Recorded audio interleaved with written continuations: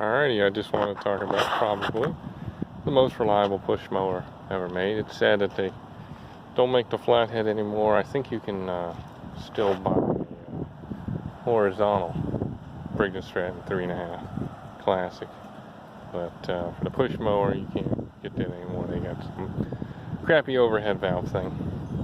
But I probably found this in the trash 11 years ago, and it's pretty much sit outside ever since.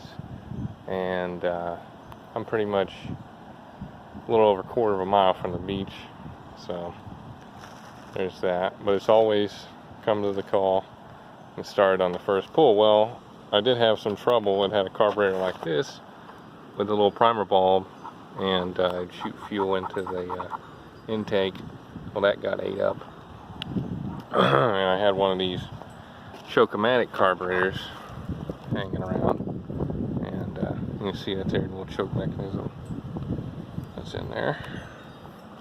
And right now I'm changing out the air filter because this one here is dry rotted. Nothing left. Put that in there. And I've always kind of run it on gasoline that would have water in it, or maybe oil, or somebody mixed diesel with gasoline or hydraulic fluid. For the probably past 8 years, I've never actually bought gasoline for this mower. I've only run it on gasoline that really crappy gasoline, because it works. I think it's such low compression that it works good. But it always starts up on the first pull somehow. That gasoline I had to pull out of there and put a little bit better stuff in it because that had too much water in it. But here we go. Let's see if it starts on the first pull.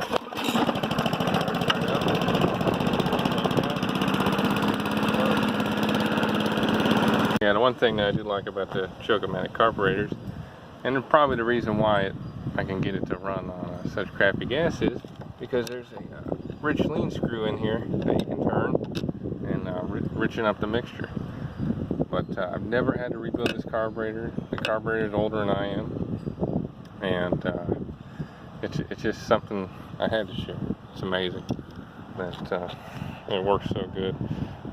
But yeah, these carburetors with the red primer bulb, not the best.